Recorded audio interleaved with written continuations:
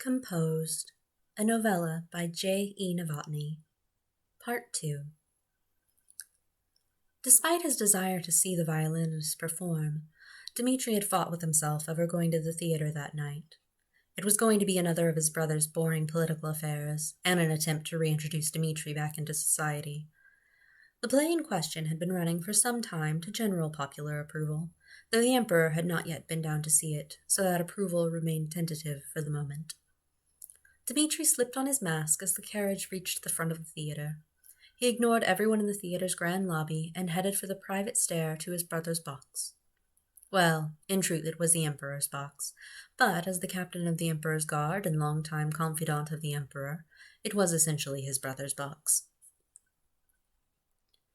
Dmitri took one of the elegant chairs. Its arms and legs were carved with gilded images of fruit and birds, and the upholstery was slick black horsehair. Dmitri placed it in the left front corner of the box.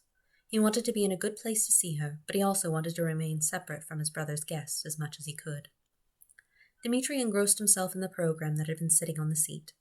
He crossed his ankle over his knee and leaned his elbow on top of all to make a chin rest for his hand. Dmitri grimaced at the program's contents. A Venturesetti production again, as he'd thought. Oh, the man could write a decent comedic piece, but he was no genius, and his taste in music was, in Dmitri's opinion, regressive, in that it would have been more at home in the opera house of 20 years prior. Still, there was something to be said for nostalgia, he supposed.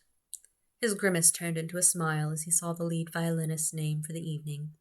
She would be on stage then. Delightful. "Are you a fan of Venturesetti's work?" a woman in a purple evening dress asked. Dmitri looked up reluctantly to find his sister-in-law's sister, Lady Marta, standing beside him. "Oh, please, Marta, you know me better than that, I should hope," Dmitri replied. He closed the program and slipped it into the inner pocket of his overcoat, which he'd refused to relinquish to the box's valet. "Well, I can't think why else you would agree to come on an evening when the Emperor is to be in attendance." Marta fluttered her fan in front of her bosom. Dmitri was glad of his mask, for it hid his expression. Only the displeased curve of his lips was visible. But this was enough to make Marta laugh.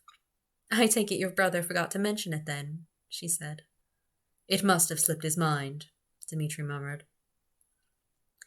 A bell tolled through the theater to signal 5 minutes until the performance would commence. A few high-ranking courtiers wandered into the box, and Marta excused herself to meet a couple in highly fashionable masks, complete with feathers and jewels. Dmitri's own mask was simple, mostly black with the edge of the face and eyes lined with dark blue, nearly the color of his eyes. His hair streamed over his shoulders in long, shining layers.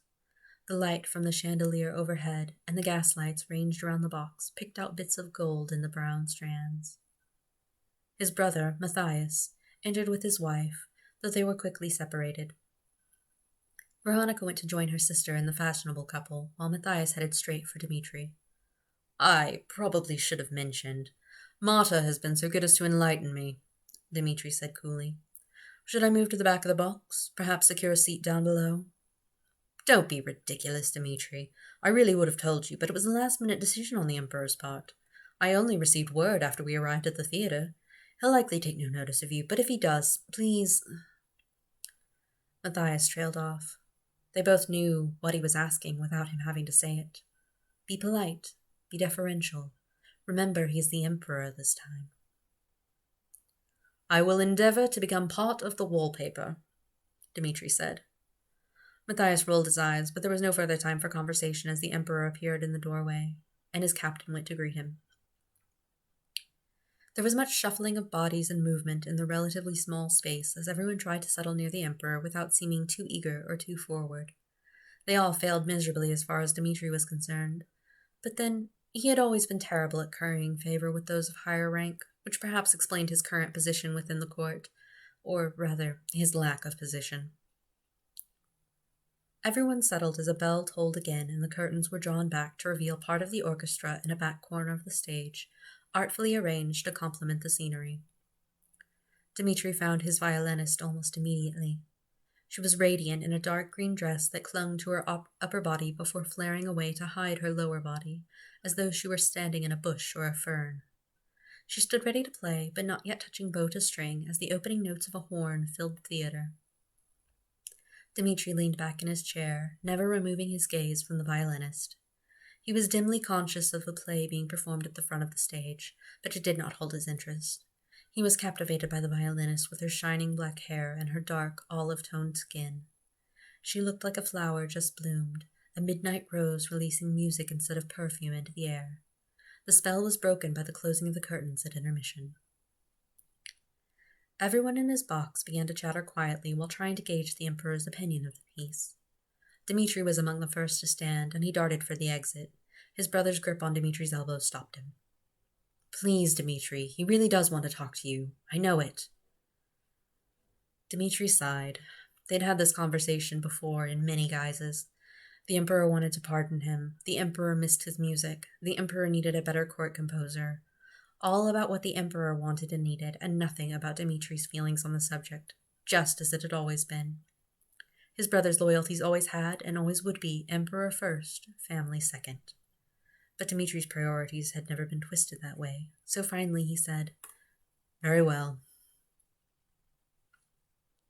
Matthias kept his hand lightly on his brother's arm and steered him back to the front center of the box, where the Emperor sat with a young courtier, whose décolletage was used to little effect. The Emperor was eternally faithful to his wife, as far as anyone could ascertain, and with Matthias staunchly protecting the Emperor's fidelity, Dmitri was inclined to believe it. "Majesty, my brother would like to pay his regards," Matthias said with a low bow. Dmitri bowed as well, though perhaps not quite so low, and internally he called his brother several impolite names. "Dmitri, you were once a composer. Tell me, what do you think of the music to this spectacle?" the Emperor said. The young woman moved to rise, but the Emperor touched the back of her hand with his finger, and she sat back beside him. The gesture was clear to all the hungry courtiers waiting. Dmitri was not forgiven. The Emperor would not allow the woman to give up her seat, meaning he intended for this to be a short conversation. Dmitri maintained his composure with practiced ease. One slip, one indiscretion, that was all it had taken for him to fall to such a low that even an open reminder of blood ties from his captain couldn't break the Emperor's frosty attitude toward the former court composer. "A light piece," Dmitri said without hesitation. "Simple enough to please the pit, hardly fit for higher tastes." "I rather like it." The tittering of the surrounding courtiers attracted the attention of the next boxes and some of the lower seats. Dmitri felt his face heat beneath his mask, but he was certain no sign was betrayed beyond it. Ah, damn. He'd forgotten to remove his mask before addressing the Emperor. It was rude of him. The Emperor thought he was being mocked. Too late to correct the error now. To remove the mask would only draw further attention to the unintended slight. Of course, he could always take his brother's advice and just apologize to the highest man in the land. "I fear your court has been lacking better fare of late, Majesty." Or he could say that. Dmitri bowed, this time lower than he had upon greeting the Emperor, and added, "However, as always, I must defer to your Majesty's views." In for an egg, in for a goose. At least from this position he couldn't see the Emperor's expression. To his surprise, the Emperor laughed, at which point Dmitri stood from his bow.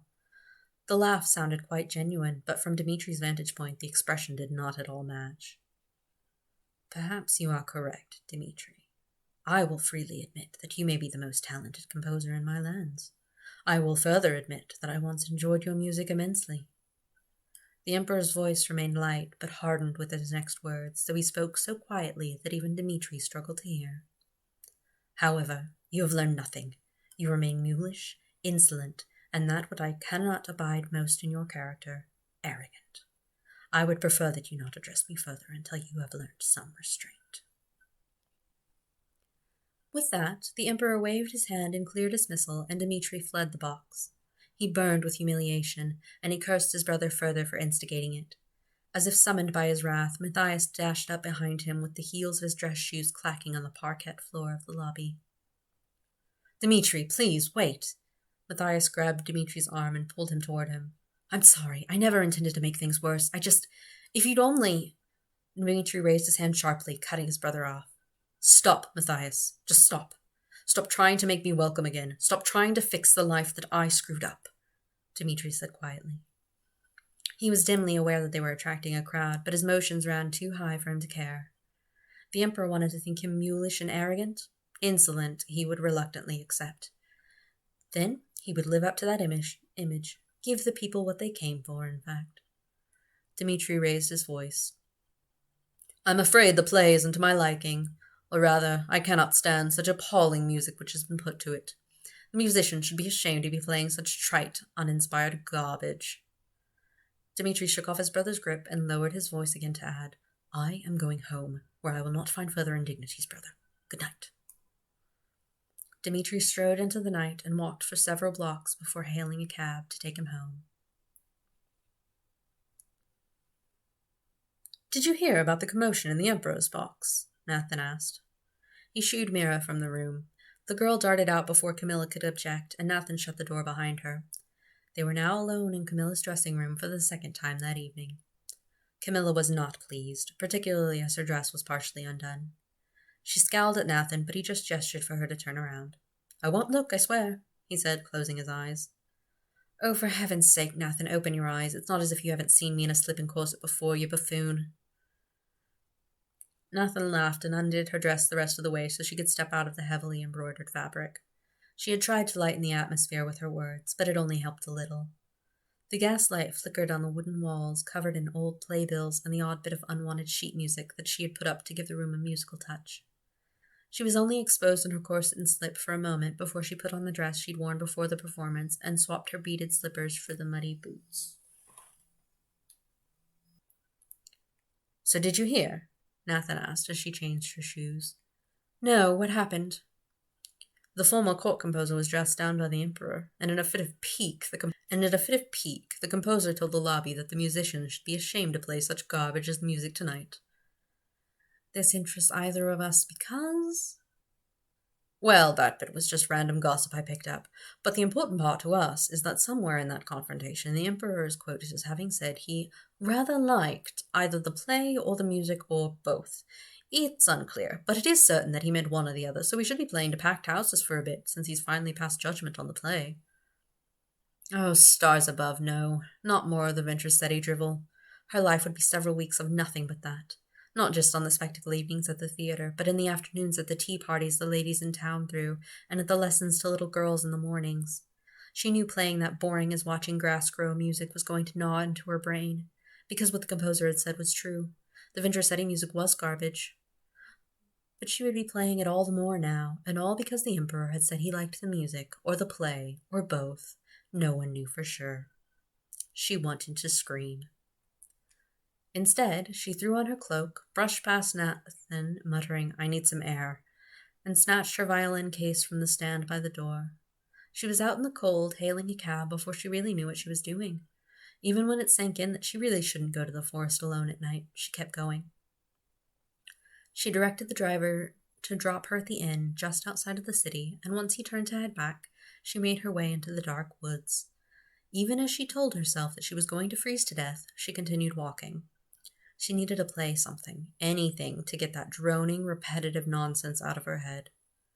Of course, she knew, even if she wouldn't admit it, that the music wasn't really that bad. But the prospect of playing those songs again and again was going to drive her mad. She just knew it. Rather than going to the house, Dmitri headed for the clearing where the violinist liked to play. He knew she wouldn't be out there after the performance, yet he wandered around outside the clearing, beating his hands on his arms to keep warm for over an hour. His thoughts repeated themselves in an angry staccato beat as he paced. He came to an abrupt halt as music filled the air around him. Beautiful, wild, desperate music. Music full of longing, of repressed desires, and of unspoken fears. Dmitri rested his hand against a nearby tree trunk and peered through the darkness of the forest to the starlit clearing. Camilla swayed slightly as she played the violin in a slow, pleading melody. She didn't know what she was going to play next. She simply allowed her fingers to move in practiced motions while her thoughts whirled. It took her several moments of playing before she noticed the man standing at the edge of the clearing. She hadn't expected him to be here tonight, and he had never stood so openly before. Her fingers stumbled, and the man flinched at the awkward screech of the bow. "Do you like my music?" Camilla asked as she resumed playing smoothly. "Very much. You have great style, but it is undisciplined," the man said. He hurried to add, "Of course, that is part of what I admire so much. I feel that my compositions are too rigid at times, too locked into modes drilled into me in youth, when I know there is a wellspring of creative music within me." He stopped suddenly, conscious that he was babbling. Camilla laughed and continued to softly play. "I understand, I think. Who are you?" Dmitri shrugged and replied, "A former composer." After a few moments, Camilla stopped playing. She lowered the arm holding the violin so that the instrument dangled at her side. "Will you compose something for me?" she asked. "I can't pay you much, but—" "Payment will not be necessary," he interrupted with a careless wave of his hand.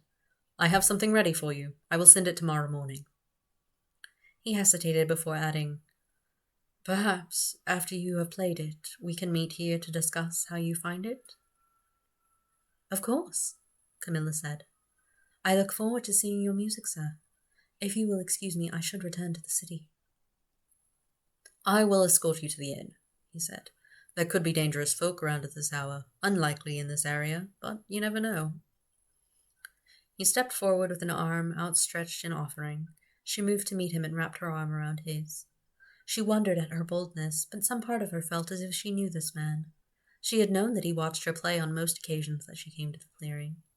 He had never offered her harm, and he seemed to be seeking to protect her from harm. As she continued thinking about it, she started to panic slightly. But then the composer led her through the trees in the direction of the inn, along a familiar path, and she began to calm. Dmitri could not believe his good fortune. He hadn't intended to stand in the open like a dunce, but now that he had done it, he couldn't be displeased with the outcome. Walking arm in arm through the night with the beautiful, talented violinist was intoxicating. Her music seemed to echo through the trees they passed. The slight weight of her arm pressed into his. He could smell the slightest hint of mint and something floral that he could only attribute to the woman at his side. He had something he wanted her to play, but a new sound was entering his consciousness, begging to be given expression through his notes on the page and her bow on the strings. All too soon for his taste, they arrived at the road near the inn. Dmitri reluctantly halted and released his hold on the violinist's arm. "I should leave you here, miss," he said, "though I would prefer to see you safely into the city proper." "I'll be all right. I appreciate your concern," she said. She reached out to squeeze his hand briefly, then she darted across the road to the inn where a cab sat out front. Dmitri watched her speak with the cabbie before he slipped back into the trees to return to his brother's mansion.